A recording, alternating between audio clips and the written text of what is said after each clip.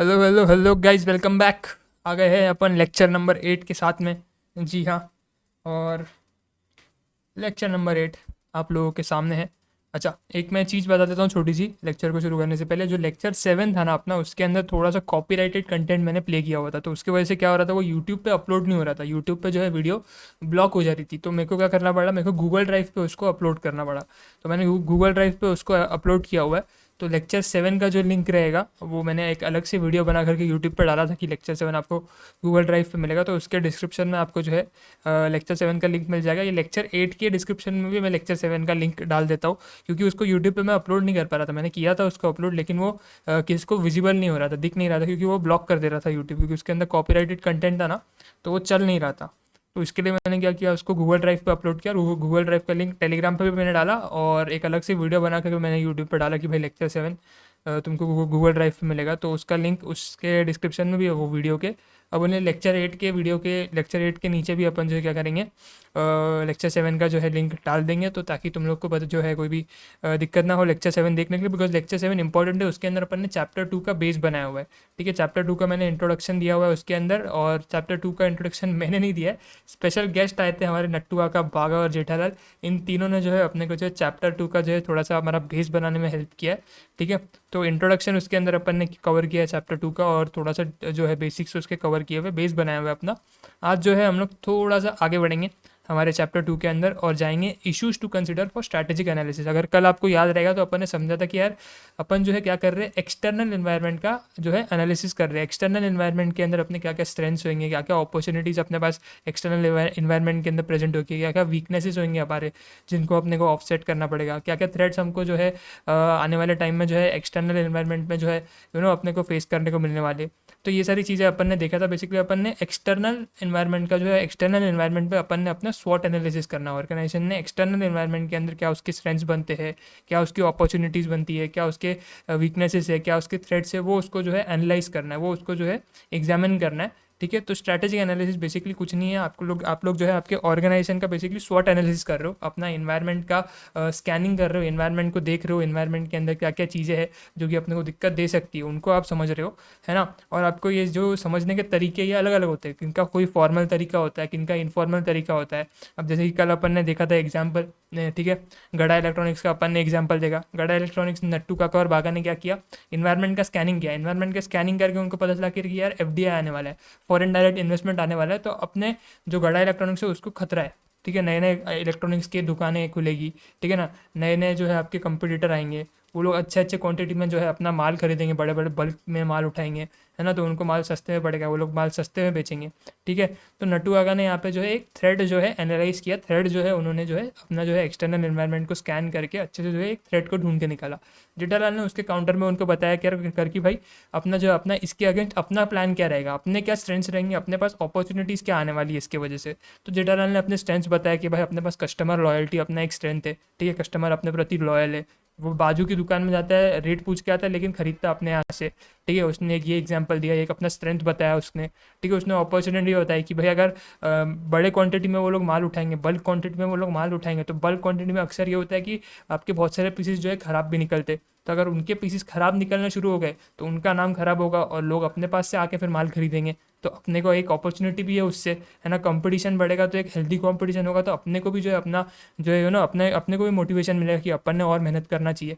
तो अपने को ये सारे अपॉर्चुनिटीज़ भी जो है देखने को मिलने वाले। तो ये बेसिकली क्या कह रहा है, उन लोगों ने वो अपन ने जो एग्जाम्पल बनाया उसके अंदर नट्टू काका और बागा ने क्या किया, अपने इन्वायरमेंट को स्कैन किया, एनालाइज किया कि भाई क्या दिक्कत है अपने को आने वाले टाइम में जो है फेस करने को मिल सकती है, क्या क्या थ्रेट्स अपने लिए हो सकते हैं। जेठालाल ने दूसरे साइड में क्या किया, प्लानिंग बताई अपनी कि अपना क्या प्लान रहेगा, अपन कैसे इसको फाइट बैक करेंगे, अपना क्या काउंटर रहेगा। तो अपना काउंटर रहेगा यार अपने पास एक अच्छा एक बड़ा अपने पास हथियार है, कस्टमर का लॉयल्टी अपने पास, है ना, अपना अच्छा मार्केट में रेपुटेशन है, गुडविल है अपना मार्केट के अंदर। तो ये जेठालाल ने अपने जो है क्या बनाया, स्ट्रेंथ्स बताया, और स्ट्रेंथ्स के चलते ये उन्होंने बोला कि ये अपना प्लान रहने वाला है, अपन इसके बेसिस पे आगे जो नया कंपटीशन आएगा उसके साथ फाइट बैक करेंगे। तो ये मोटा मोटी कल अपन ने जो है डिस्कस किया कि अपन स्ट्रैटेजिक एनालिसिस करेंगे। स्ट्रैटेजिक एनालिसिस आप फॉर्मल तरीके से भी कर सकते हो, इनफॉर्मल तरीके से कर सकते हो। आप कहाँ से जो है न्यूज़ लेकर के आ रहे हो, कहाँ से आप इन्फॉर्मेशन कलेक्ट कर रहे हो, या आपके ऊपर है। आप कोई टीवी चैनल से जो है, अब जैसे नट्टू काका और बागा को पता चला कर कि यार एफडीआई आने वाला है, तो उन्होंने जो है हो सकता है न्यूज़पेपर पढ़ा हो। ठीक है। न्यूज़पेपर के बाद उन्होंने टीवी चैनल खोल के देखा रहे कि भाई क्या न्यूज़ चल रही है, न्यूज़ आ रही है कि एफडीआई आने वाला है, तो उनको वहाँ से पता लगा हो उसके बारे में। तो किसका फॉर्मल तरीका रहता है, किसका इनफॉर्मल तरीका रहता है, किसने प्रॉपर एक प्रोसेस बनाया हो कि वो कंटिन्यूस बेसिस पे जो है स्कैन करते जा रहे हैं अपने एनवायरनमेंट को, जो जो चेंजेस आ रहे हैं उसको जो है वो डील करते जा रहे हैं, है ना। प्रॉपर किसने जो है पॉलिसीज़ वगैरह बनाए हुए हो सकते हैं, तो किसने ऐसे इनफॉर्मल तरीके पे जस्ट ऐसे न्यूज़ देखी, भाई ऐसा कुछ होने वाला है, भाई करो आगे का डिसीजन लो, कैसे अपने को फेस करना है, क्या करना है। तो किसका फॉर्मल तरीका हो सकता है, किसका इनफॉर्मल तरीका हो सकता है, सबके अपने अपने तरीके हो सकते हैं। हम लोग को ऐसा नहीं बोल रहे कि यार आपका जो है ऐसा ही तरीका होना चाहिए, लेकिन अगर फॉर्मल तरीका रहेगा, अच्छा आप पॉलिसीज एंड प्रोसेस पहले से आपके बना के रखोगे तो आपके लिए ज़्यादा अच्छा है। आपको चेंजेस जो है टाइम टू टाइम जो है पता लगते जाएंगे और आप उनसे डील कर पाओगे, आप उनको टैकल कर पाओगे। और आप जो भी कुछ भी अगर नीचे ऊपर अगर हो रहा है एनवायरनमेंट के अंदर, तो आप उसको अडॉप्ट कर पाओगे। बेसिकली आप रिएक्टिव रह पाओगे, आप रिएक्शन दे पाओगे अच्छे से अपना, ठीक है। तो वो सब अपन ने चीज़ें कल देखी थी। अच्छा, आज जो है, आज अपना टॉपिक क्या है सर, आज के लेक्चर में अपन क्या देखेंगे। तो आज के लेक्चर में कल जो अपन ने स्ट्रैटेजिक एनालिसिस समझा था ना, उसके अंदर अपन बोल रहे थोड़े से इश्यूज आएंगे जब मैं इन्वायरमेंट को स्कैन कर रहा हूँ ना अपने, ठीक है ना। जब मैं स्कैन कर रहा हूँ, जब मैं समझ रहा हूँ चीज़ों को ना, जब मैं एनालाइज कर रहा हूँ सिचुएशन को, तो जो मेरे को कुछ इश्यूज जो है फेस करने को मिलने वाले, ऐसे इजीली अपन जो है एनालाइज नहीं कर पाएंगे सारी चीज़ों को, अपने को कुछ इश्यूज जो है फेस करने को मिलने वाले। तो वो इश्यूज़ क्या क्या होने वाले हैं, तो आज के लेक्चर में अपन वो इश्यूज़ को समझेंगे और आगे प्रोसीड करेंगे, ठीक है। मैं एक बार देख लेता हूँ रिकॉर्डिंग वगैरह सब सही से चल रही है ना।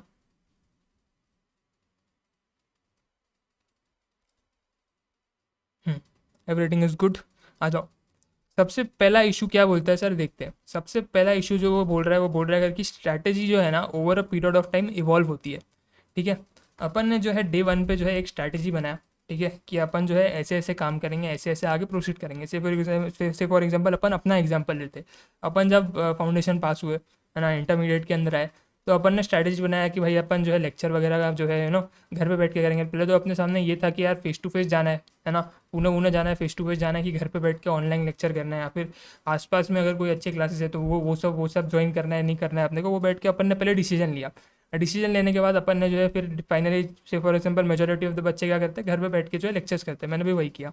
तो अपन ने फिर उसके बाद अपन आगे जो है अपनी स्ट्रैटेजी बनाते हैं कि भाई अपन आज लेक्चर ले रहे हैं, कितने कितने टाइम में जो है अपन लेक्चर कंप्लीट करेंगे। लेक्चर को खरीदने से पहले कौन सी फैकल्टी को अपने को चूज़ करना है, उसको चूज़ करने के लिए भी अपन जो है वेरियस जो है एस्पेक्ट को देखते हैं कि भाई कितने टाइम में जो है फैकल्टी करवा रहा है अपने को लाइव लेक्चर लेने के, अपने को जो है रिकॉर्डेड लेक्चर लेने के, ठीक है। सारी चीज़ें अपन जो है आराम से जो है सारा कुछ जो है अपन सोचते समझते, उसके बेसिस पे अपने एक आगे की स्ट्रैटेजी बनाते कि यार अपन ये फैकल्टी के लेक्चर्स चूज़ करेंगे, है ना, इतने इतने टाइम में लेक्चर कंप्लीट करेंगे, उतने उतने टाइम बाद अपन दूसरे ग्रुप की तैयारी करेंगे, फिर रिवीजन करेंगे, फिर टेस्ट देंगे। तो अपना एक पूरा प्रॉपर जो है एक स्ट्रैटेजी बनता है, एक प्रॉपर प्लान बनता है। डे वन पे अपन ने एक स्ट्रैटेजी बनाई, ठीक है ना। डे वन पे अपन ने स्ट्रैटेजी बनाई कि यार अपने को ग्रुप वन जो है ऐसे ऐसे जो है कंप्लीट करना है। सुबह उठेंगे, सुबह उठ के अपन जो है फ्रेश व्रेश होएंगे, फिर सीधा जो है पहले अकाउंट्स लेंगे, है ना, या फिर पहले कोई लॉ वगैरह लेंगे, जैसे भी सबका अपना अलग अलग स्ट्रैटेजी रहेगा।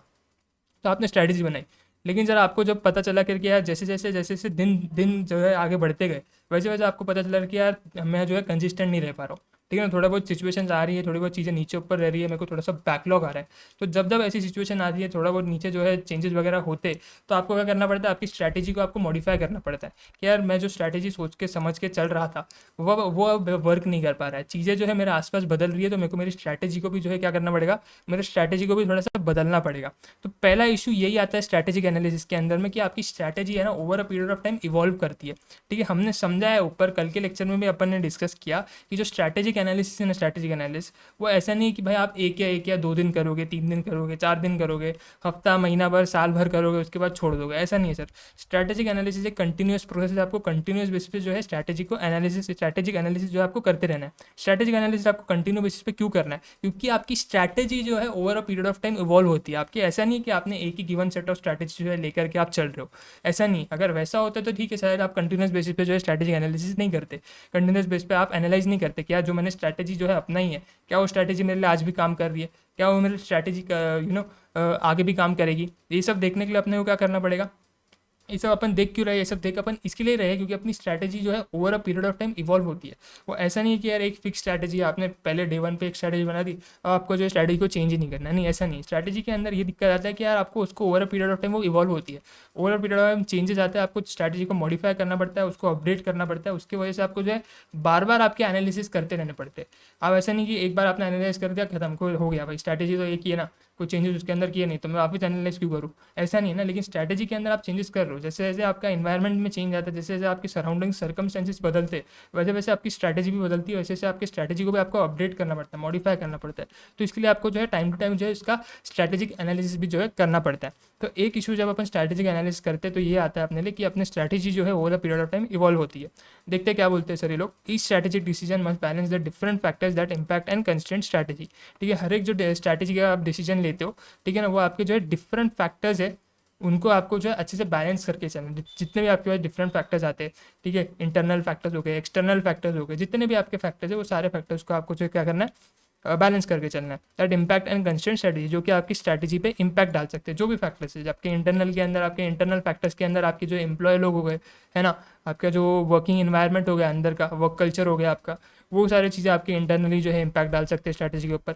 एक्सटर्नल में सर आपके बहुत सारे ऐसे पॉलिटिकल इशूज़ हो गए, सोसाइटी के कोई इशूज़ वगैरह हो गए, है ना, बाहर कोई अपना जो सप्लायर है, जो सप्लायर वगैरह ने कोई डिस्प्यूट वगैरह हो गया अपना, तो जितने भी ये सारी चीज़ें अपने स्ट्रैटेजी को इम्पैक्ट डाल सकते हैं, इंटरनल भी है एक्सटर्नल भी है, जितने भी फैक्टर्स है आपको अच्छे से बैलेंस करके चलना है, उनको अच्छे से आपको मैनेज करना है, तभी आपकी स्ट्रैटेजी जो है अच्छे से काम कर पाएगी। अ की element of strategic analysis is the probable outcome of everyday decisions. आपके जो है ये जो आउटकम होते हैं ना, जितने भी आपके जो सिचुएशंस आपके आसपास हो रही है, जी ठीक है ना, जो भी आपके स्ट्रैटेजिक एनालिसिस के आपके प्रोबेबल आउटकम रहती है, बेसिकली आप एनालाइज कर रहे हो, एनालाइज करके आपको कुछ ना कुछ तो आउटकम निकलेगा ना।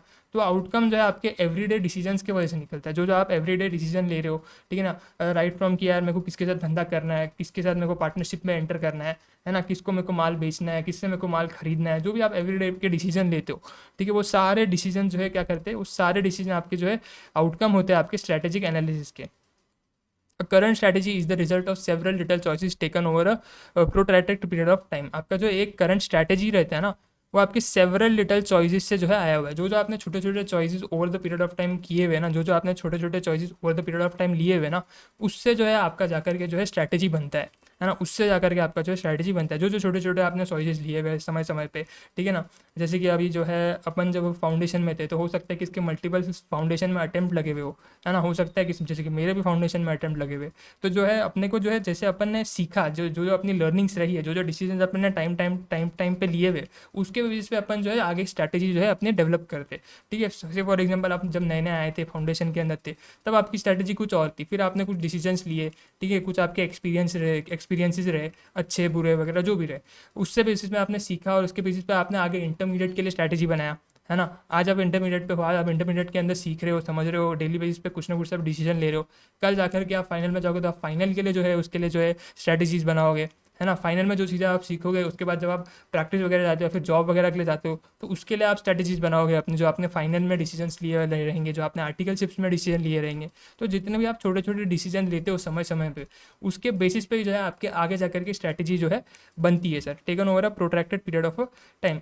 अब management radically changes strategy when they try to speed up the organization growth. जब जब ऑर्गेनाइजेशन को ग्रोथ चाहिए रहता है ना, तब तब जो है वो लोग अपनी स्ट्रैटेजी को जो है चेंज करते हैं, ठीक है ना। जब जब मेरे को चाहिए कि यार मेरे को थोड़ा सा मतलब मैं अभी एग्जिस्टिंग बेसिस पे काम कर रहा हूँ, से फॉर एग्जांपल मैं दिन का जो है क्या कर रहा हूँ, से फॉर एग्जांपल मेरे को लग रहा है कि यार मेरे ग्रुप 1 के क्लासेस जो है जिस टाइम पे मैंने सोचा है, ठीक है ना, जिस टाइम पे मैंने सोचा है उस टाइम पे मैं शायद खत्म ना कर पाऊँ, ठीक है। तो मैं देखूंगा मैं करंट स्ट्रैटेजी क्या अप्लाई कर रहा हूँ। करंट स्ट्रैटेजी मेरी ये कि मैं दिन में 10 घंटा पढ़ता हूँ, है ना। तो मेरे को क्या लग रहा है, अभी मैं दिन में 10 घंटा पढ़ रहा हूँ और मेरे को ये लग रहा है कि मैं टाइम पे ग्रुप 1 की क्लासेस खत्म नहीं कर पाऊंगा। तो अब मेरे को क्या करना पड़ेगा, मेरी स्ट्रैटेजी को चेंज करना पड़ेगा।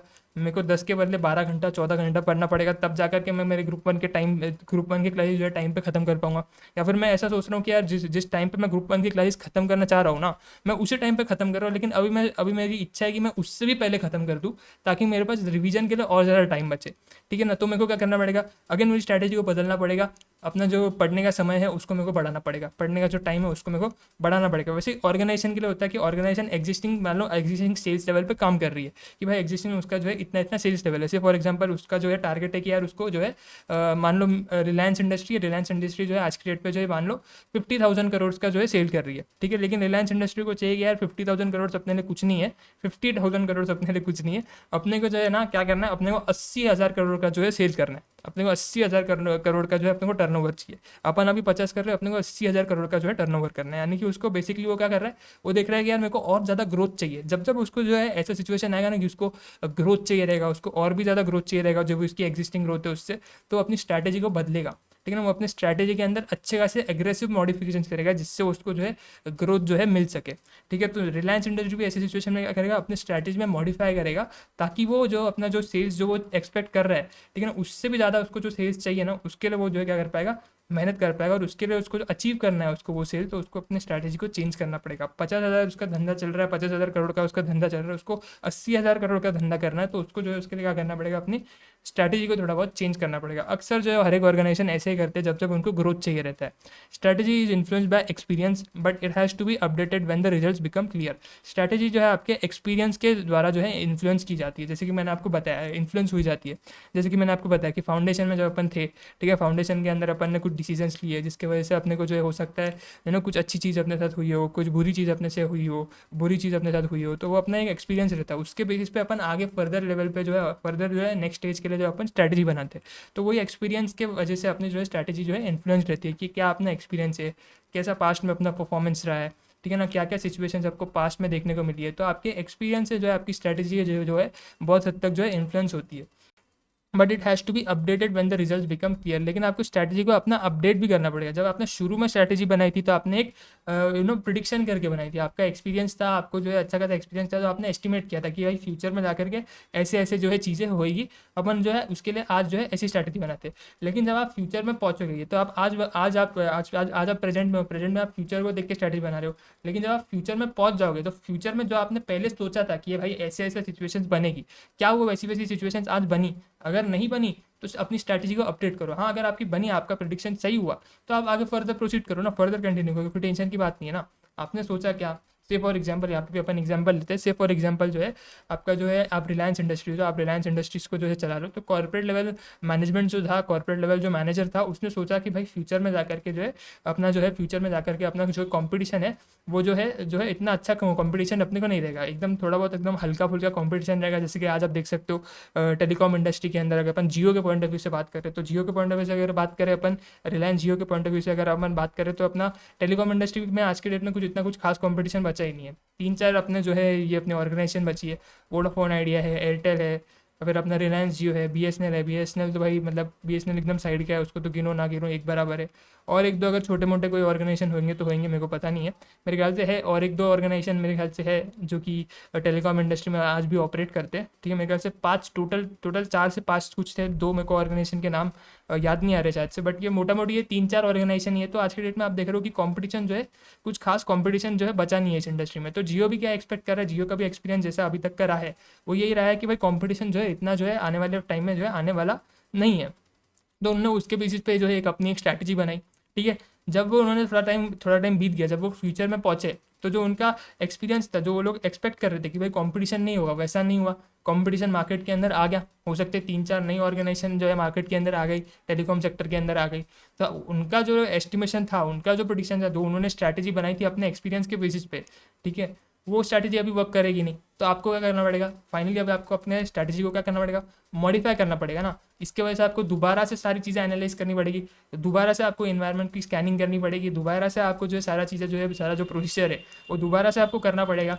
क्यों? क्योंकि आपने जो स्ट्रैटेजी बनाई थी वो कुछ और सोच के बनाई थी, लेकिन स्ट्रैटेजी जो है वैसे जो जो सर्कमस्टेंसेज है वो वैसे शेप हुए नहीं, वो कुछ अलग ही शेप ले लिए, ठीक है ना। आपके एक्सपीरियंस के हिसाब से वो चीज़ हुई नहीं। तो अभी आपको क्या करना पड़ रहा है, अभी आपको आपकी स्ट्रैटेजी को जो है मॉडिफाई करना पड़ रहा है, अभी आपकी स्ट्रैटेजी को आपको अपडेट करना पड़ा है, फिर से अभी आपको स्ट्रैटेजी का एनालिसिस करना पड़ेगा। अगर आपको एक पर्टिकुलर स्ट्रैटेजी को बनाना है तो स्ट्रैटेजी को आप कैसे बना पाओगे, सिचुएशन को आपको एनालाइज करना पड़ेगा ना कि भाई क्या सिचुएशन है। याद करो अपना एग्जाम्पल, कड़ा इलेक्ट्रॉनिक्स के अंदर भी क्या हुआ, नट्टू काका और बागा ने स्कैन किया ना अपने एनवायरनमेंट को, नट्टू काका और बागा ने एनालाइज किया कि भाई दिक्कत क्या आ रही है जिसकी वजह से अपने को स्ट्रैटेजी थोड़ी शायद चेंज करनी पड़ सकती है। तभी वो लोग जो है एनालाइज किया तो उनको पता चला एफडीआई आने वाला है। तभी वो लोग गए जेठालाल के पास कि भैया स्ट्रैटेजी बदलो, सेठ जी भाई स्ट्रैटेजी क्या होने वाली है, अपना प्लान क्या होने वाला है, आपने कुछ सोचा है उसके बारे में। एफडीआई आने वाला है, नया कंपटीशन आने वाला है, हम लोग स्ट्रैटेजिक एनालिसिस करके बैठ चुके हैं, हमारे हिसाब से तो भाई हमारे लिए बहुत बड़ा थ्रेट आने वाला है। तो अभी अपन आगे क्या करें, अभी अपनी स्ट्रैटेजी आगे क्या होगी, है ना। तो इसके लिए आपको फिर से स्ट्रैटेजी का एनालिसिस करना पड़ेगा। क्यों? क्योंकि आपने जब पहली बार स्ट्रैटेजी बनाई थी तो पहली बार आपने स्ट्रैटेजी जो है कुछ और जो है एक्सपेक्टेशन के बेस पे बनाई थी, अपने एक्सपीरियंस के बेस पे बनाई थी, कुछ आपने एस्टिमेशंस किए थे। अब लेकिन वो एस्टिमेशन जब आप फ्यूचर में गए तो फ्यूचर में जाके आपने देखा कि भाई एस्टिमेशन जो मैंने सोचे थे फ्यूचर में होने वाले, फ्यूचर में जो चीज़ें आपने प्रोडिक्ट की थी वो तो वैसे हो ही नहीं रही है। वैसे तो चीज़ें चल ही नहीं रही है, सिचुएशन तो वैसे है ही नहीं, तो आपको स्ट्रैटेजी को आपकी बदलना पड़ेगा, स्ट्रैटेजी को आपको अपडेट करना पड़ेगा, चेंज करना पड़ेगा। तो आई होप आपको ये पॉइंट जो है इधर तक के बाद जो है क्लियर लेगा। It therefore evolves with the time, इसलिए बस उनको बेसिकली उतना ये बोलना था कि स्ट्रैटेजिक एनालिसिस आपको बार बार करना पड़ेगा जब जब आपकी स्ट्रैटेजी जो है चेंज हो रही है, और स्ट्रैटेजी जो है हमेशा आपकी चेंज होती रहेगी। ऐसा नहीं कि आपने एक स्ट्रैटेजी बना दी तो वो सालों साल आप वही लगाते रहोगे, वही आपके लिए जो है काम करेगी। नहीं, आपको जो है टाइम टू टाइम जैसे जैसे चेंजेस होंगे वैसे वैसे उन चेंजेस को आपको अडॉप्ट करना पड़ेगा, वैसे वैसे आपकी स्ट्रैटेजी को बदलना पड़ेगा। उतनी बार आपको जो है स्ट्रैटेजिक एनालिसिस करना पड़ेगा, बिकॉज आप स्ट्रैटेजिक एनालिसिस जब तक करोगे नहीं, जब तक आप सिचुएशन को समझोगे नहीं, सिचुएशन को एग्जामिन नहीं करोगे, तब तक आप स्ट्रैटेजी कैसे बनाओगे। पहले आपको एग्जामिन करना पड़ेगा ना कि क्या सिचुएशन चल रही है, क्या थ्रेट चाहिए, पहले आपको स्वॉट एनालिसिस करना पड़ेगा ना, उसके बेसिस पे आपकी स्ट्रैटेजी बनेगी आगे। तो आपको हर बार जो है स्ट्रैटेजिक एनालिसिस जो है करना पड़ेगा। ये एक इशू है थोड़ा सा अपना, क्योंकि स्ट्रैटेजी जो है over a period of time evolve होती रहती है। उसके बाद सर अपन आते हैं किसकी तरफ, दूसरे इशू की तरफ। दूसरा इशू सर हमारे लिए काफ़ी इंपॉर्टेंट है, इसके ऊपर डिटेल चर्चा होगी सर। दूसरा इशू क्या बोलता है समझते हैं। पहला इशू तो मेरे ख्याल से सबको क्लियर रहेगा कि भाई स्ट्रैटेजी जो है over a period of time evolve होती है, उसके वजह से अपने को जो है बार बार स्ट्रैटेजिक एनालिसिस जो है करना पड़ता है। ये अपने लिए एक दिक्कत है कि बार बार स्ट्रैटेजिक एनालिसिस अपने को करना पड़ रहा है, ठीक है। उसके बाद सर अपने लिए क्या आ रहा है सर दूसरा दिक्कत, कि भाई अपने को जो है एक्सटर्नल और इंटरनल फैक्टर्स को जो है बैलेंस बना करके चलना है। जितने भी अपने एक्सटर्नल फैक्टर्स है, ऊपर भी मैंने आपके लिए एक छोटा सा पॉइंट यहाँ पे छेड़ा था कि जितने भी आपके एक्सटर्नल फैक्टर्स है, जितने भी आपके इंटरनल फैक्टर्स है, दोनों के बीच में आपको बैलेंस बना करके चलना पड़ेगा। दोनों के बीच में आपको क्या करके चलना पड़ेगा, बैलेंस बना के चलना पड़ेगा, तभी आप लोग जो है सही से आपकी स्ट्रैटेजी को जो है इंप्लीमेंट कर पाओगे, ठीक है ना। तभी आपकी जो भी आप एनालिसिस कर रहे हो, ठीक है ना, उसके बेस पे जो भी आपकी स्ट्रैटेजी बन रही है, वो स्ट्रैटेजी तभी आपके लिए सही साबित होगी जब आप एक्सटर्नल और इंटरनल फैक्टर्स के बीच पे बैलेंस बनाओगे। In practice strategic analysis necessities creating a reasonable balance between many and conflicting challenges. बहुत सारे चैलेंजेस आपके पास आते हैं, उन चैलेंजेस को आपको फेस करना पड़ता है, उसके बाद ही जाकर के आपके जो है क्या होता है, एक रीजनेबल बैलेंस बनता है एक्सटर्नल एनवायरनमेंट और इंटरनल एनवायरनमेंट के बीच में। Because a perfect fit between them is unlikely, because एक कभी भी ऐसा नहीं हो सकता कि आप परफेक्टली सारी चीज़ों को बैलेंस करके चल रहे हो, जो भी आप काम कर रहे हो एकदम परफेक्ट तरीके से कर रहे हो, ऐसा कभी नहीं हो सकता। कुछ ना कुछ नीचे ऊपर चीज़ें होगी, लेकिन आपका जितना बेस्ट पॉसिबल चीज़ आपसे हो सकती है, आप उतना बेस्ट दो, अपना जितना बेस्ट आपसे हो सकता है बैलेंस करने के लिए, जितना आप बेस्ट कर सकते हो, अपना जितना आप बेस्ट दे सकते हो, उतना बेस्ट दे करके आप जो है चीज़ों को जो है बैलेंस करके चलो। ऐसा कभी भी नहीं कि आप एकदम परफेक्टली सारी चीज़ों को बैलेंस करोगे। कभी होगा आपका इंटरनल फैक्टर्स पे ज़्यादा ध्यान जा रहा है, एक्सटर्नल पे ज़्यादा ध्यान नहीं जा रहा है। कभी ऐसा भी होगा एक्सटर्नल पे ज़्यादा ध्यान जा रहा है, इंटरनल पे ज़्यादा ध्यान नहीं जा रहा है। कभी ऐसा भी होगा दोनों पे आप ज़्यादा ध्यान नहीं दे रहे हो, है ना। तो होगा चीज़ें नीचे ऊपर होगी, लेकिन जितना ज़्यादा अच्छा हो, जितना ज़्यादा आपसे हो सकता है, उतना ज़्यादा आप इनके बीच में बैलेंस बना करके चलो, ठीक है। Because a perfect blend is unlikely, management must consider opportunities, influences and constraints while taking a strategic decision. जब जब आप एक स्ट्रैटेजिक डिसीजन ले रहे हो ना, तब तक आप किन किन किन चीज़ों को जो है कंसिडर करो, अपॉर्चुनिटीज़ को कंसिडर करो, क्या क्या अपॉर्चुनिटीज़ आपकी आने वाली है आने वाले टाइम में, है ना। अगर आप कोई भी डिसीजन ले रहे हो कि यार मैं जो है कितना कितना जो है अपना जो है ना कितने मेरे पास से फॉर एग्जांपल मेरे पास जो है मान लो आज जो है मैं मान लो कि मैं रिलायंस इंडस्ट्री के पास जो है से फॉर एग्जांपल एक एक्स अमाउंट है। से फॉर एग्जांपल अपन लेते हैं कि मान लो 50 करोड़ है, ठीक है ना, 50 करोड़ है। मुकेश भाई ने जो है मेरे को रिस्पॉन्सिबिलिटी दी है रिलायंस इंडस्ट्री के अंदर में कि भैया तू 50 करोड़ पकड़, ठीक है ना। से फॉर एग्जांपल मैं कॉर्पोरेट लेवल मैनेजर हूँ, ठीक है। कॉर्पोरेट लेवल मैनेजर के पास जो है रिस्पॉन्सिबिलिटी दिया गया कि भैया 50 करोड़ पकड़ो, और ये 50 करोड़ रुपये कौन से बिजनेस में लगाना है, ठीक है ना, ये तय करो। अच्छा, जब मैं ये डिसीजन ले रहा हूँ, ठीक है, ये एक स्ट्रैटेजिक डिसीजन है कि भाई कौन से बिजनेस में कितना पैसा लगाना है, ठीक है ना। अपन ने देखा है कॉर्पोरेट लेवल मैनेजर का एक रोल है। क्या रोल है कॉर्पोरेट लेवल मैनेजर का, कि डिफरेंट बिजनेस के अंदर अपने को रिसोर्सेज उसको अलोकेट करने। तो पैसा क्या, पैसा एक अपना रिसोर्स है ना, मनी क्या है, एक अपना रिसोर्स है।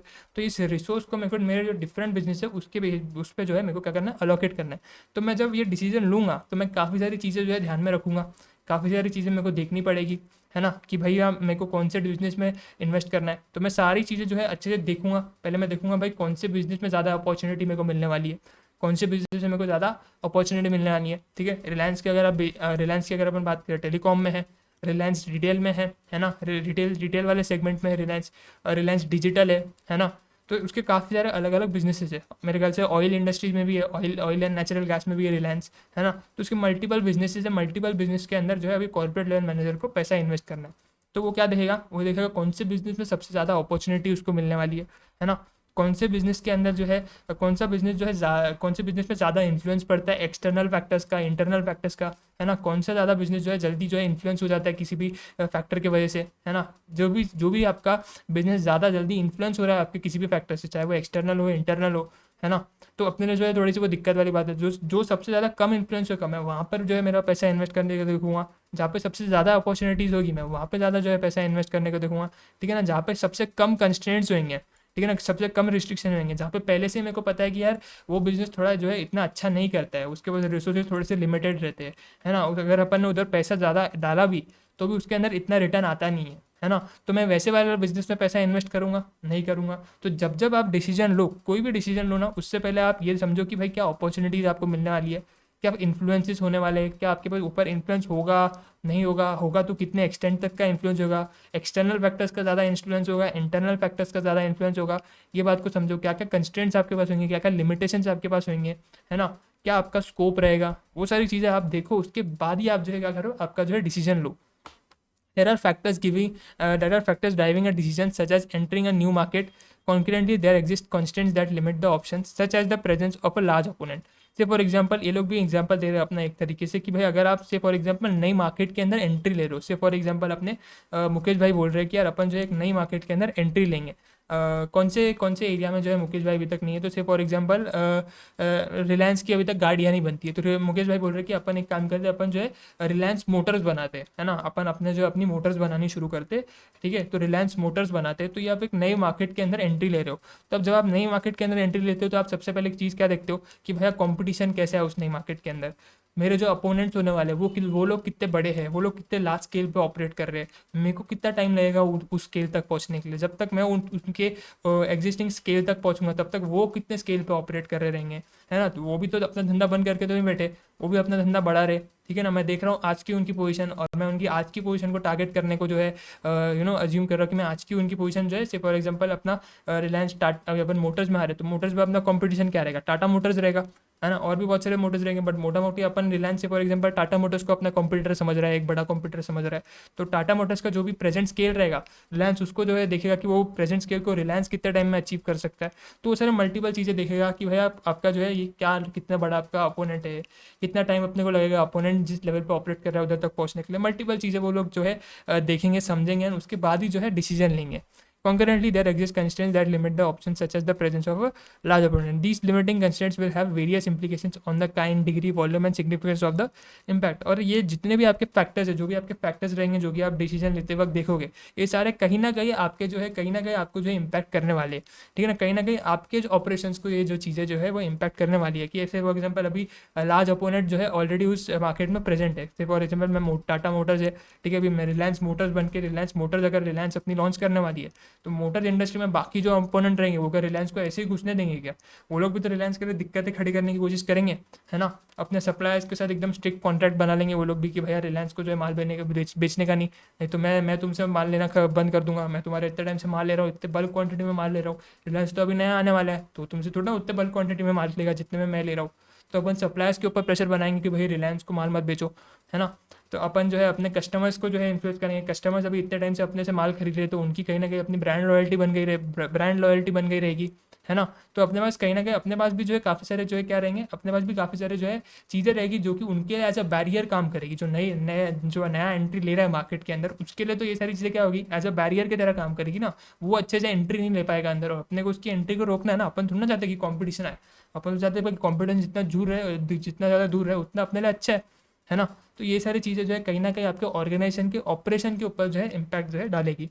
While some of these aspects are under your control, there will be other ways beyond the existing capability. हो सकता है कुछ चीज़ें आपके कंट्रोल में भी रहे, कि आप हो सकता है कि आप जब नई मार्केट के अंदर एंट्री ले रहे हो तो आप स्ट्रैटेजिक अलायंस करके लो, अगर आप रिलायंस कल को टाटा के साथ हाथ बढ़ाती है कि अपन स्ट्रैटेजिक एनालिसिस करके जो है आगे जो है कोई नए सेगमेंट में जो है उतरते, कोई नया बिजनेस शुरू करते, तो टाटा थोड़ा ना पीछे हटेगा, रिलायंस जैसे इतनी अच्छी ऑर्गेनाइजेशन है, टाटा इतनी अच्छी ऑर्गेनाइजेशन है, दोनों अगर हाथ मिला करके काम कर सकते तो दोनों थोड़ा ना पीछे हटेंगे, दोनों क्यों चाहेंगे कि कॉम्पिटिशन होए और कॉम्पिटिशन में होकर एक का नुकसान होए, दोनों चाहेंगे कि भाई दोनों फायदे में रहे, तो दोनों स्ट्रैटेजिक अलायंस करके भी जो है आगे बढ़ सकते हैं, तो ये चीज़ तो आपके कंट्रोल में रहेगी ना, अगर आप स्ट्रैटेजिक अलायंस करके आगे बढ़ रहे हो तो ये चीज़ तो आपका कंट्रोल में आ गई, है ना।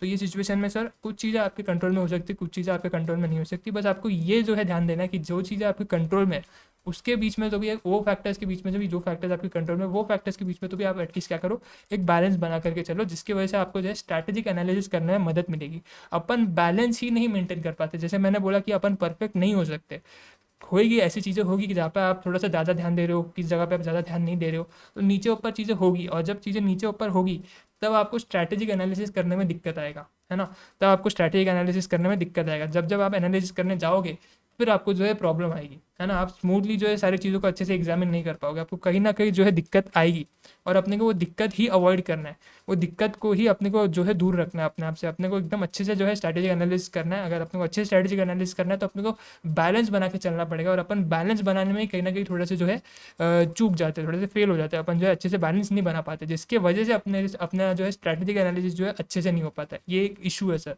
है ना, ये एक अच्छा अपने लिए जो है क्या है सर, एक इशू है सर। तो मेरे ख्याल से ये जो अच्छा नहीं है, मतलब इशू है ठीक है, अच्छा नहीं है अपने लिए, जो है वो खराब बात ही है। एज एन ऑर्गेनाइजेशन अगर सोचोगे तो यार ये इशू सही नहीं है, ठीक है। तो ये दो इश्यूज आपके अभी तक हुए, दूसरा इशू अभी तक खत्म नहीं है, बिकॉज अपन रिस्क की बात भी करेंगे। दूसरे वाले पॉइंट के अंदर ही उन्होंने रिस्क का पार्ट रखा है कि अपने जो है ये रहता है, अपना जो ऑर्गेनाइजेशन रहता है ना, उसको जो है काफ़ी ज़्यादा जो है रिस्क भी जो है फेस करने को मिलते हैं, ठीक है ना।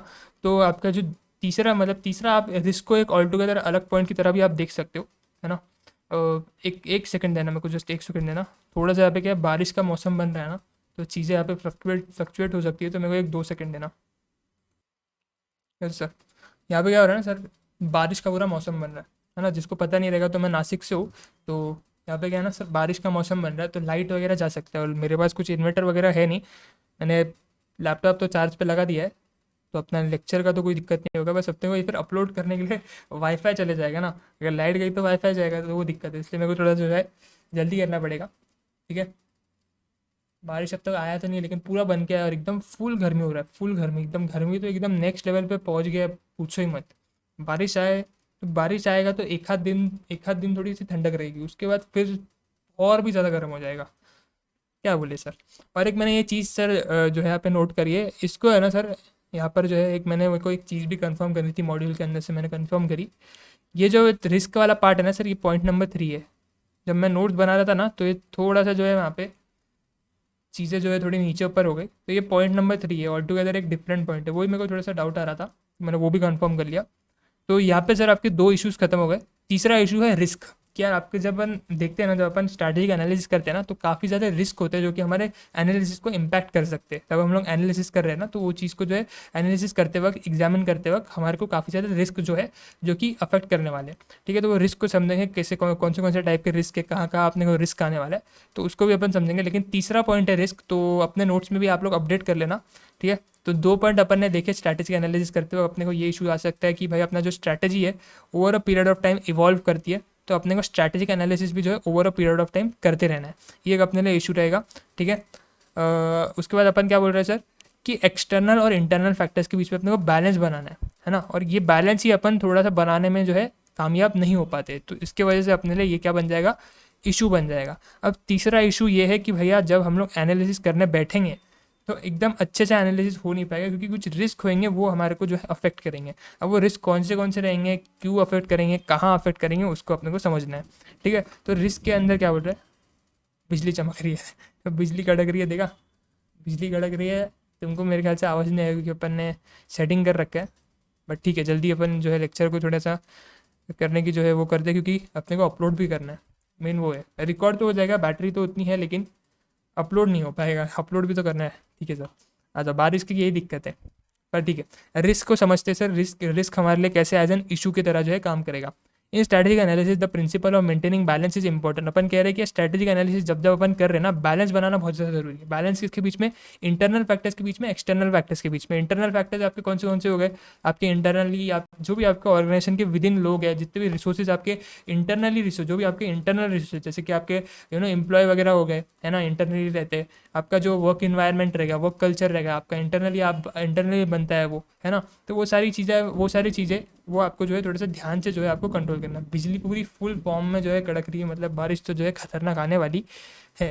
तो खैर आगे बढ़ते सर अपन। हाँ, तो मैं क्या बोल रहा था सर, इंटरनली जो है अपने को क्या करना है, इंटरनली जितने भी अपने रिसोर्सेज है, और जो एक्सटर्नल रिसोर्स है, एक्सटर्नल रिसोर्स के अंदर एक्सटर्नल फैक्टर्स के अंदर कौन से फैक्टर आ गए, सप्लायर हो गया, है ना, पॉलिटिकल इशूज़ हो गए, फिर आपके जो पॉलिटिकल इशूज, मतलब वो तो आपके कंट्रोल में है ही नहीं। एक्सटर्नल में से बेसिकली एक्सटर्नल एनवायरनमेंट, जितने भी चीज़ें, जितने भी एक्सटर्नल फैक्टर्स है, वो तो आपके कंट्रोल में है ही नहीं। लेकिन स्टिल आपको अच्छा, आपसे जितना हो सकता है आप अपना बैलेंस बना करके चलो, है ना। अब आपका ऐसा नहीं कि सिर्फ ध्यान, अगर आपके वो कंट्रोल में है नहीं तो आप उस पर्टिकुलर फैक्टर्स पर ध्यान ही नहीं दोगे, ऐसा नहीं है। अब उन पर भी ध्यान दो, उनको भी अच्छे से जो है जितना हो सकता है मैनेज करने की कोशिश करो, है ना।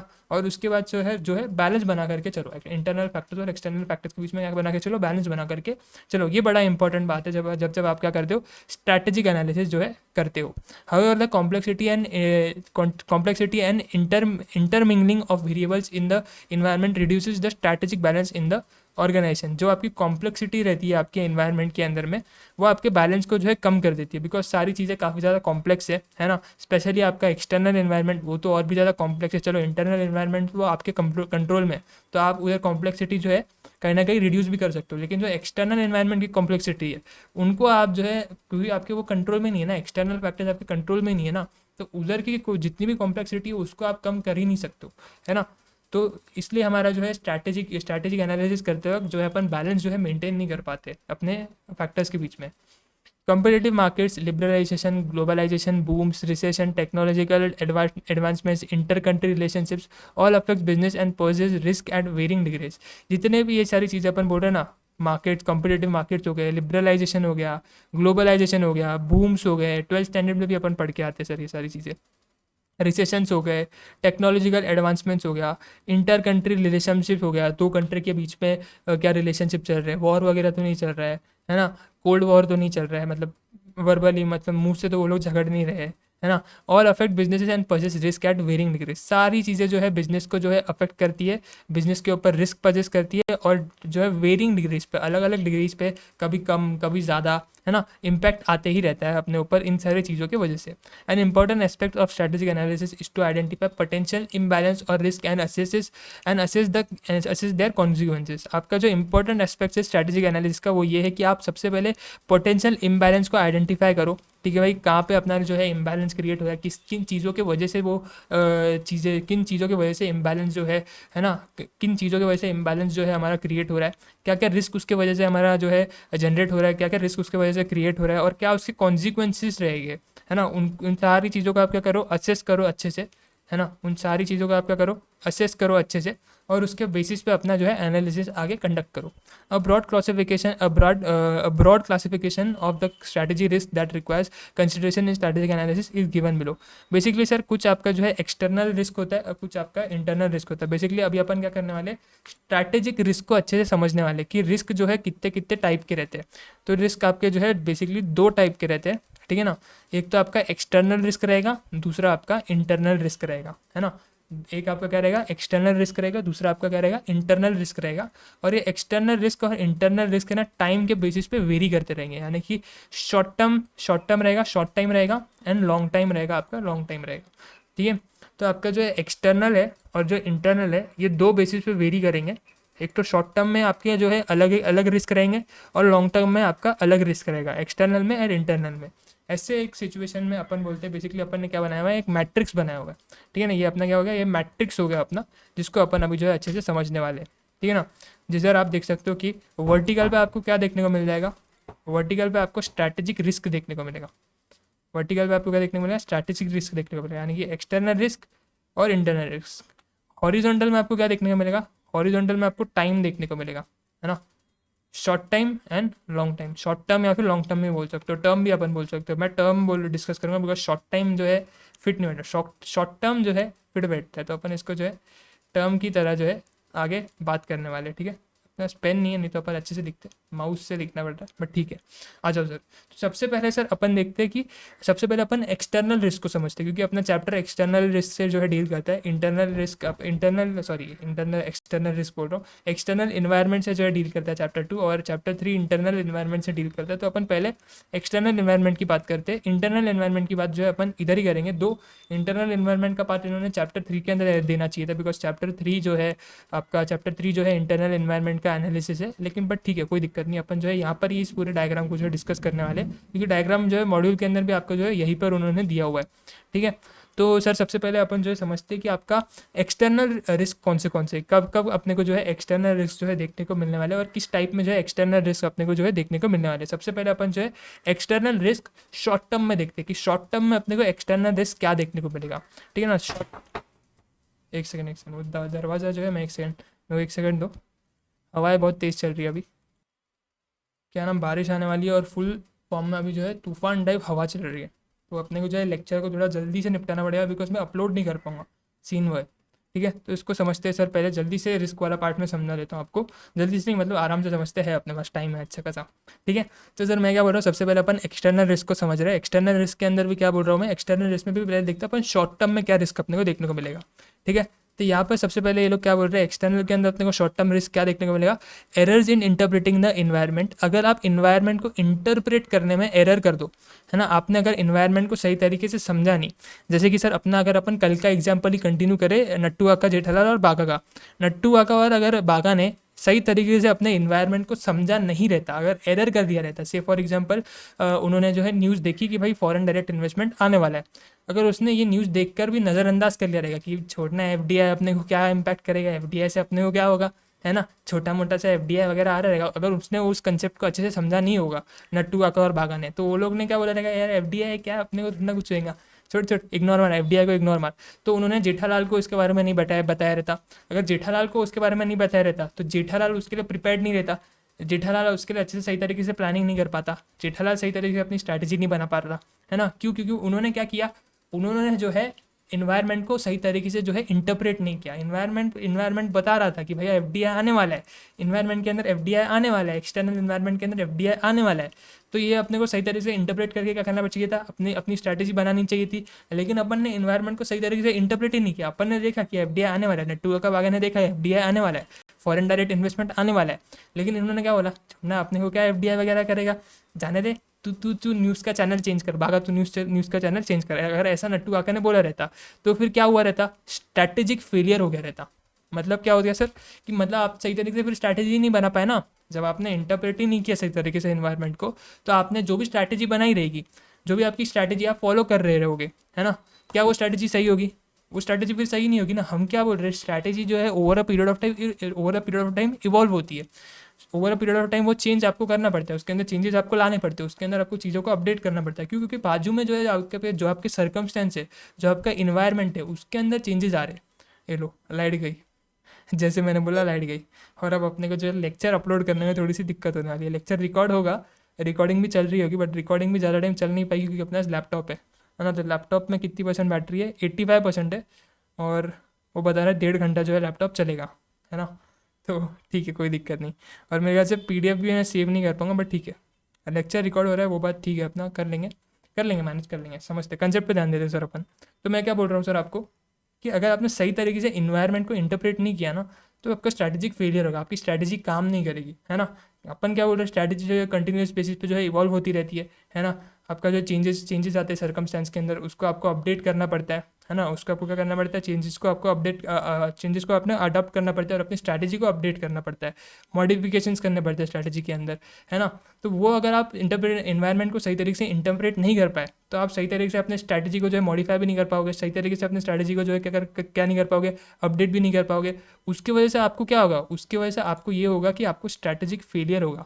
आप सही तरीके से आपकी जो भी स्ट्रैटेजी आप जो इंप्लीमेंट करोगे ना, वो आपकी सही तरीके से काम नहीं करेगी, है ना। तो अपने एग्जाम्पल में क्या हो रहा है, नट्टू काका और बागा ने सही तरीके से इंटरप्रेट किया इन्वायरमेंट को, जेठालाल को आके बताया, तो जेठालाल ने अपनी स्ट्रैटेजी बना ली कि भैया टेंशन मत लो, अपने पास कस्टमर लॉयल्टी है, अपन जो है ऐसे ऐसे आगे काम करेंगे, है ना। अपना कंपटीशन आ रहा है, आने दो, अपने को ही अच्छा है, अपने को ही मोटिवेशन मिलेगा, है ना, अपने लिए अच्छा है, अपने को जो है अच्छे से प्रोत्साहन मिलेगा कि अपन और अच्छे से काम कर पाएंगे और मेहनत कर पाएंगे अपन। तो अपनी ये स्ट्रैटेजी रहेगी, उन्होंने अपनी स्ट्रैटेजी आपस में उसके बाद डिस्कस की रहेगी, जो कि अपने को नहीं बताया। अब वो तो उनका इंटरनल मैटर है, वो अपने को भी बताएंगे, शो में क्यों बताएंगे। मतलब तुम सोच रहे हो ना, कि तुम समझ रहे हो ना कि भाई क्या हुआ, कि उन्होंने सही तरीके से इन्वायरमेंट को इंटरप्रेट किया, उन्होंने देखा कि एफडीआई आ रहा है, तो उन्होंने सही तरीके से उसके बेसिस पे जाकर के अपने सेठ को बताया, अपने जेठालाल को बताया, कॉर्पोरेट लेवल मैनेजर को इन्फॉर्म किया, और कॉर्पोरेट लेवल मैनेजर ने बराबर से उसके बेसिस पे क्या किया, आगे की स्ट्रैटेजी बनाई। तो उनकी स्ट्रैटेजी जो है काम करेगी। क्यों? क्योंकि उन्होंने इन्वायरमेंट को सही तरीके से समझा, है ना। बारिश स्टार्ट हो गई है, तो मेरे ख्याल से तुमको बारिश का वॉइस आएगा नहीं आएगा, एक बार मैं चेक कर लेता हूँ। नहीं नहीं, बारिश का वॉइस तुमको नहीं आएगा, खैर। तो मैं तुमको क्या बोल रहा हूँ, तो उन्होंने सही तरीके से अपने इन्वायरमेंट को इंटरप्रेट किया, इसलिए उनकी स्ट्रैटेजी भी काम करेगी। अगर आपने सही तरीके से अपने इन्वायरमेंट को इंटरप्रेट नहीं किया, ये अगर नट्टू काका और बागा ने जेठालाल को आके नहीं बताया रहता, इग्नोर किया रहता, उस मैटर को समझा नहीं रहता कि एफडीआई कितना बड़ा चीज़ है, कितने बड़े लेवल पे इम्पैक्ट हो सकता है, उस बात को अगर उन्होंने समझा नहीं रहता, ठीक है ना, और उन्होंने जेठालाल को नहीं बताया रहता, तो जेठालाल सही तरीके से स्ट्रैटेजी जो है नहीं बना पाता, और जो भी उनकी एग्जिस्टिंग स्ट्रैटेजी जो उन्होंने इंप्लीमेंट कर रखी रहती, वो स्ट्रैटेजी आगे जाकर के काम ही नहीं करती। क्यों? क्योंकि आगे जाके चेंजेस हो गए ना, इन्वायरमेंट के अंदर चेंजेस आ गए, आगे आगे एफडीआई आ गया, उनके पास कोई स्ट्रैटेजी नहीं है, तो बेसिकली उनको क्या हो गया? स्ट्रैटेजिक फेलियर हो गया। स्ट्रैटेजिक क्या हो गया? स्ट्रैटेजिक फेलियर हो गया। ये कब होगा स्ट्रैटेजिक फेलियर? जब आपने शॉर्ट टर्म में हो, जब आप शॉर्ट टर्म में हो, शॉर्ट टर्म में आप इन्वायरमेंट को सही तरीके से समझ नहीं रहे हो, इन्वायरमेंट को सही तरीके से आप इंटरप्रेट नहीं कर रहे हो। ठीक है, उसमें भी हम लोग किसके बारे में डिस्कशन कर रहे हैं? उसमें भी अपन एक्सटर्नल रिस्क पढ़ रहे हैं। इंटरनल पे अभी तक मैं गया नहीं हूँ। एक्सटर्नल शॉर्ट टर्म में अपने को जो है ये रिस्क जो है देखने को मिलने वाला है। अच्छा, अब एक्सटर्नल में लॉन्ग टर्म में आ जाते हैं अपन, कि एक्सटर्नल में लॉन्ग टर्म बेसिस पे अपने को कैसे कैसे जो है क्या रिस्क अपने को है। ठीक है, changes in environment due to obsolescence of strategy. जैसे कि मैंने बताया आपको, इन्वायरमेंट चेंज हो गया लेकिन आपने आपकी स्ट्रैटेजी नहीं बदली, तो स्ट्रैटेजी क्या हो गई? ऑब्सोल्यूट हो गई। ऑब्सोल्यूट मतलब कि वह नहीं कि पुरानी हो गई।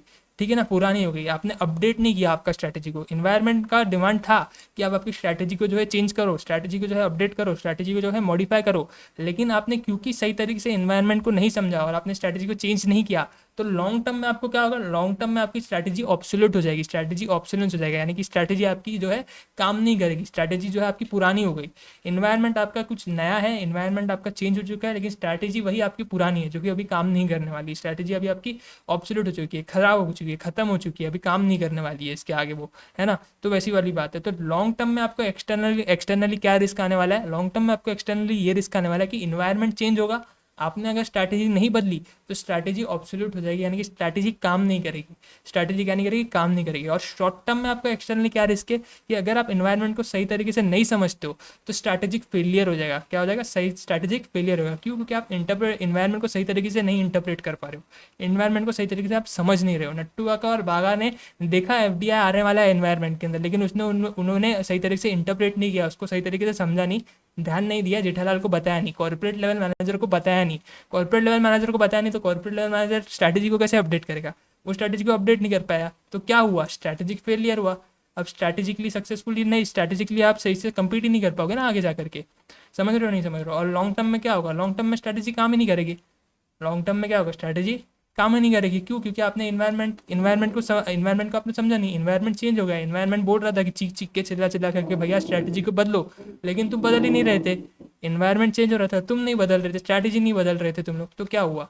स्ट्रैटेजी ऑब्सोलेंट हो गया, स्ट्रैटेजी ऑब्सोलेट हो गई, स्ट्रैटेजी काम नहीं करेगी अभी, है ना। तो मेरे ख्याल से एक्सटर्नली तुमको क्या रिस्क आने वाला है वो तुमको समझ गया रहेगा, शॉर्ट टर्म लॉन्ग टर्म समझ गया रहेगा। अब अपन इंटरनली समझते कि इंटरनली अपने को क्या रिस्क होगा, है ना। इंटरनली अपने को क्या रिस्क होगा ये समझते हैं, इंटरनली अपने लिए क्या रिस्क होगा। इंटरनली सबसे पहले शॉर्ट टर्म में देखते हैं कि शॉर्ट टर्म में अपने को क्या रिस्क देखने को मिलेगा। Organisational capacity is unable to cope up with the strategic demand. ठीक है ना, ऑर्गेनाइजेशन की जो कैपेसिटी है वो कोप अप नहीं कर पा रही है, वो मीट नहीं कर पा रही है आपके डिमांड को। आपका जो भी स्ट्रैटेजिक डिमांड आ रहा है, से फॉर एग्जांपल अपन जो है क्या कर रहे हैं, अपन जो है शूज़ बना रहे हैं, अपन नाइकी है ना। तो नाइकी का से फॉर एग्जांपल कैपेसिटी है कि वो जो है आपका जो है महीने भर के अंदर 50,000 शूज़ बना सकते हैं। बहुत ही छोटा मैं ये यहाँ पे फिगर ले रहा हूँ, बट एक एग्जांपल के अपने अंडरस्टैंडिंग के लिए बोल रहा हूँ मैं, मेरे को एक्चुअल फिगर्स पता नहीं है, सिर्फ एक अपना अंडरस्टैंडिंग के लिए मैं समझ रहा हूँ। किसी फॉर एग्जांपल अपन नाइकी अपन जूते बनाते हैं और अपना कैपेसिटी है कि अपन महीने में 50,000 जूते बना सकते हैं, लेकिन महीने में जो बाहर डिमांड आ रही है कस्टमर की, वो डिमांड आ रही है 80,000 शूज़ की, है ना। वो डिमांड आ रही है किसकी? 80,000 शूज़ की। तो यानी कि अपने पास 30,000 की जो डिमांड है वो अपन मीट ही नहीं कर पा रहे। 30,000 की डिमांड जो है क्या नहीं कर पा रहे अपन? मीट ही नहीं कर पा रहे। क्यों नहीं कर पा रहे? क्योंकि अपनी कैपेसिटी नहीं है, ऑर्गेनाइजेशन की उतनी कैपेसिटी नहीं है। तो कैपेसिटी किसके कंट्रोल में? इंटरनली जो इंटरनल लोग हैं उनकी कैपेसिटी में। रिसोर्सेज है, पैसा है, तो कैपेसिटी के अंदर इन्वेस्ट करो ना, अपने टेक्नोलॉजी के अंदर इन्वेस्ट करो, कैपेसिटी को बढ़ाओ, है ना। नई जगह खरीदो, नई टेक्नोलॉजी खरीदो, नई जगह खरीदो और अपने कैपेसिटी को बढ़ाओ, है ना। अपने को ये करना चाहिए। लेकिन अपन जो है इंटरनली जो है अपने को ये रिस्क आ रहा है कि क्या, कि अपन जो है अपने स्ट्रैटेजिक डिमांड को जो है मीट नहीं कर पा रहे, है ना। बाहर 80,000 का डिमांड है लेकिन अपन 50,000 ही जो है प्रोड्यूस कर पा रहे हैं, अपनी कैपेसिटी सिर्फ 50,000 की है। तो 30,000 का अपने को क्या आ रहा है? 30,000 के लिए अपन जो है स्ट्रैटेजिक डिमांड को जो है मीट नहीं कर पा रहे। तो इंटरनली शॉर्ट टर्म में आपको क्या जो है ये होने वाला है सर, शॉर्ट टर्म में आपको इंटरनली क्या जो है रिस्क आने वाला है कि ऑर्गेनाइजेशन की कैपेसिटी जो है वो कोप अप नहीं कर पाएगी, it will be unable to cope up with the strategic demand. तो ये सर लॉन्ग टर्म में क्या होगा इंटरनली हमारे साथ? तो लॉन्ग टर्म में ये होगा inconsistency with the strategy are developed on account of changes in internal capacity and preferences. अगर आपके इंटरनली कुछ भी आपके चेंजेस होते हैं ना, पहले आप से फॉर एग्जांपल जो है एक एक्स मटेरियल को यूज़ करके जूते मैन्युफैक्चर कर रहे थे, अब आप बोल रहे हो कि यार एक्स मटेरियल मेरे लिए काम नहीं कर रहा है, अपन वाई मटेरियल को लेते हैं, मेरे को एक्स मटेरियल जो है पसंद नहीं आ रहा है, एक्स मटेरियल थोड़ा सा अपने को जो है ये पड़ रहा है, थोड़ा सा अपने को महंगा पड़ रहा है, ठीक है। तो अपन एक काम करते हैं, वाई मटेरियल ले लेते हैं, सस्ता है, चीप एकदम, थोड़ा सा अपना जो अपने को जो है अपना पैसा बचेगा उसके ऊपर। तो अपन एक काम करते हैं, वाई मटेरियल से बनाते हैं अभी अपना प्रोडक्ट, ठीक है। या फिर अपन क्या करते हैं, अपनी जो है कैपेसिटी 50,000 है, ठीक है। तो मैं क्या करता हूँ, मैं एक काम करता हूँ, मैं इसको जो है कैपेसिटी को जो है मेरी 1 लाख कर देता हूँ। लेकिन बाहर डिमांड कितनी थी, बाहर तो सिर्फ 80,000 की डिमांड थी ना, बाहर कितने की डिमांड थी, 80,000 की डिमांड थी। और फ्यूचर में जाके ये 80,000 की डिमांड और कम होने वाली है, बढ़ने नहीं वाली है। लेकिन आप आपकी कैपेसिटी को क्या कर रहे हो, एकदम ही बढ़ा दे रहे हो, 1 लाख कर दे रहे हो। पहले फ्यूचर का भी तो देखो कि फ्यूचर में आपकी कैपेसिटी क्या होने वाली है, बढ़ने वाली है, कम होने वाली है, वो भी तो देखो। लेकिन आप वो देख ही नहीं रहे हो, लेकिन आप क्या कर रहे हो, वो देख ही नहीं रहे हो। लेकिन आप वो चीज़ क्या कर रहे हो, वो चीज़ आप देख ही नहीं रहे हो, आप ऐसे अंधे जैसा आप 1 लाख बढ़ा दे रहे हो, तो वो तो गलत बात है ना। वो क्या है, वो तो गलत बात है ना। तो वैसा आपको नहीं करना। उसकी वजह से क्या होगा, अभी आप ऐसी हरकतें कर रहे हो कि आप फ्यूचर को ध्यान में नहीं रख रहे हो। फ्यूचर में अभी करंटली आपका थोड़ा सा माना कैपेसिटी आपका कम है और डिमांड थोड़ा सा ज़्यादा है, लेकिन फ्यूचर में जाकर ये डिमांड धीरे धीरे कम होने वाला है ना। लेकिन आप फ्यूचर के बारे में देख ही नहीं रहे हो। लॉन्ग टर्म थोड़ा अप्रोच आप रखो ना, लॉन्ग टर्म आप अप्रोच रख ही नहीं रहे हो, ठीक है ना। आप आपका मटेरियल भी चेंज कर रहे हो, आप और सस्ता मटेरियल यूज़ करने वाले हो, क्वालिटी को भी आप आपकी गिराने वाले हो। तो इन सारी चीज़ों की वजह से क्या होगा, इन सारी चीज़ों की वजह से इनकन्सिस्टेंसी होगी।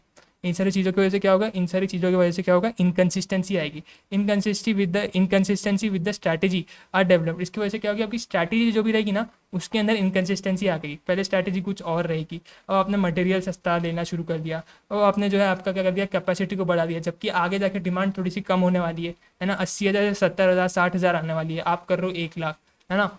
तो ऐसी सिचुएशन में आपके साथ क्या होगा, आपके साथ ये होगा कि आपकी स्ट्रैटेजी इनकन्सिस्टेंट बन जाएगी। आपकी स्ट्रैटेजी क्या बन जाएगी, आपकी स्ट्रैटेजी जो है इनकन्सिस्टेंट बन जाएगी। तो short term and long term में मेरे ख्याल से ये वाले रिस्क आपको क्लियर रहेंगे कि क्या शॉर्ट टर्म में अपने को एक्सटर्नली रिस्क होंगे, क्या शॉर्ट टर्म में आपको इंटरनली रिस्क मिलने वाले, और क्या लॉन्ग टर्म में आपको जो है एक्सटर्नल रिस्क देखने वाले, और क्या लॉन्ग टर्म में आपको इंटरनल रिस्क जो है देखने को मिलने वाले हैं। मेरे ख्याल से रिस्क वाला पार्ट, स्ट्रैटेजिक रिस्क वाला पार्ट आपको क्लियर रहेगा। ये जो डायग्राम है, काफ़ी इंपॉर्टेंट डायग्राम है। जब मैं टेलीग्राम पे नोट्स अपलोड करूँगा तो वो नोट्स के अंदर पे भी ये डायग्राम मैंने बनाया हुआ है। तो ये डायग्राम आप वहाँ पर भी अच्छे से बना लेना, बिकॉज एग्जाम में शायद से वो लोग ये क्वेश्चन भी पूछ सकते हैं। मेरे को लग रहा है ऐसा कि अगर उनको पूछना है तो ये क्वेश्चन शायद वो एग्जाम में पूछ सकते हैं, रिस्क वाला पार्ट, ठीक है। तो ये रिस्क वाला पार्ट तुम लोग अच्छे से एक बार रिवाइज कर लेना कल के इसमें, जब कल का लेक्चर अपन लाएंगे, लेक्चर नंबर 9 अपना डालेंगे, तो उसके अंदर पे अपन अच्छे से जो है क्या कर लेंगे, एक बार सारी चीज़ों को जो है वापस से एक बार रिवाइज कर लेंगे। अभी अपन आगे का पार्ट जो है जल्दी से करते हैं, बिकॉज यहाँ पे बारिश शुरू हो गई और बैटरी भी मेरी धीरे धीरे कम हो रही है। तो आगे का पार्ट देख लेते हैं। आगे का पार्ट वो लोग क्या बोल रहे हैं, external risk is on account of inconsistency between strategies and the forces in the environment. जितनी भी आपकी इनकन्सिस्टेंसी आ रही है between your strategy and the forces in environment, basically जहाँ पे आपका इम्बैलेंस आ रहा है वहाँ पे आपका रिस्क आएगा। Internal risk occurs on account of forces that are either within the organization or are directly interacting with the organization on a routine basis. Basically आपके इंटरनल रिस्क वो रिस्क है जो कि आपके इंटरनल चीज़ों की वजह से आ रही है। इंटरनली आप चीज़ों को मैनेज नहीं कर पा रहे हो सही तरीके से। इंटरनली आपका जो भी मैनेजमेंट था जिसने डिसीजन लिया कि यार अपन कैपेसिटी को जो है बहुत ज़्यादा बढ़ा देते हैं, जबकि फ्यूचर में डिमांड कम होने वाली है, तो आपका मैनेजमेंट इंटरनली था ना, तो उसने वो सारे चीज़ जो है इंटरनली अच्छे से जो है काम करना चाहिए था। तो आपका जो रिस्क आया वो किसकी वजह से आया, वो एक इंटरनल फैक्टर की वजह से आया। और जितने भी एक्सटर्नल रिस्क होते हैं वो यूजुअली आते हैं बिकॉज आप बैलेंस नहीं बना पाते हो किसके बीच में, आपके इंटरनल और एक्सटर्नल फैक्टर्स के बीच में। जो भी आपकी स्ट्रैटेजी रहती है जो कि इंटरनली बनती है, और जो भी आपके एक्सटर्नल फोर्सेज है, इन दोनों के बीच में आप बैलेंस नहीं बना पाते, उसकी वजह से आपको एक्सटर्नल रिस्क देखने को मिलता है। और इंटरनल रिस्क जनरली आपके इंटरनल फैक्टर्स की वजह से जो है आपको जो है देखने को मिलता है। The below given broad list analysis that a business undertakes to a plan a strategy covers both aspects of external analysis and internal analysis. And analysis helps in identify opportunities, threats and weaknesses. जैसे कि अपन ने तो शुरुआत में lecture number 1 से अपने को बात पता है कि अपन एनालिसिस के अंदर बेसिकली क्या कर रहे हैं, आइडेंटिफाई कर रहे हैं opportunities, threats, strengths and weaknesses. तो स्ट्रैटेजिक एनालिसिस जब अपन कर रहे हैं, है ना, स्ट्रैटेजिक एनालिसिस जब अपन कर रहे हैं तो दो तरह के अपन एनालिसिस करेंगे, एक एक्सटर्नल एनवायरनमेंट का और दूसरा इंटरनल एनवायरनमेंट का।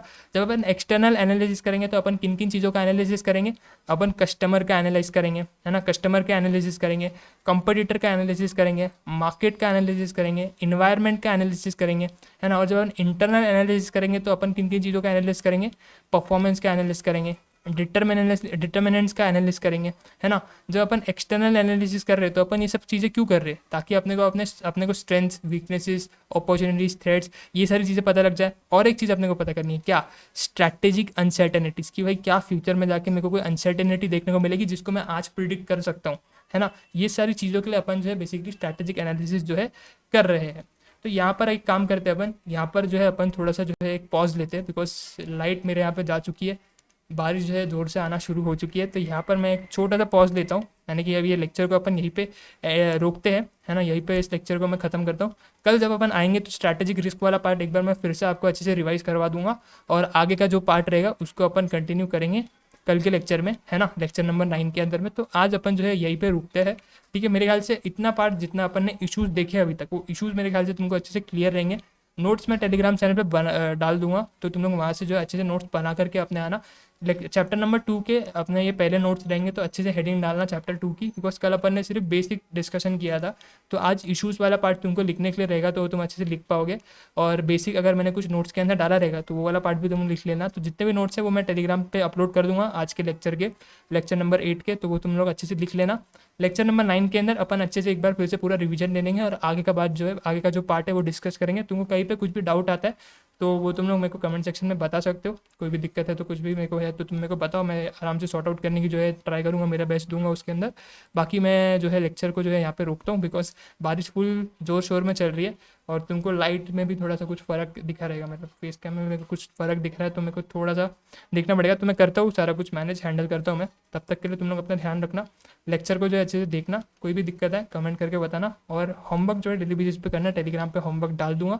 कल अपन आगे का जो पार्ट जो है कंटिन्यू करेंगे, और अभी का जितना भी अपन ने देखा है उसको अच्छे से रिवाइज भी कर लेंगे। तो कोई भी टेंशन लेने की तुमको ज़रूरत नहीं है, सारा कुछ तुमको अच्छे से समझ में आ जाएगा। बस डेली बेसिस पे तुम भी अपना जो है नोट्स वाला पार्ट है वो कंप्लीट करो, रिवाइज वगैरह करो, एंड सब कुछ अच्छे से हो जाएगा, ठीक है। टेक केयर, एंड मिलता हूँ तुमसे अगले लेक्चर में।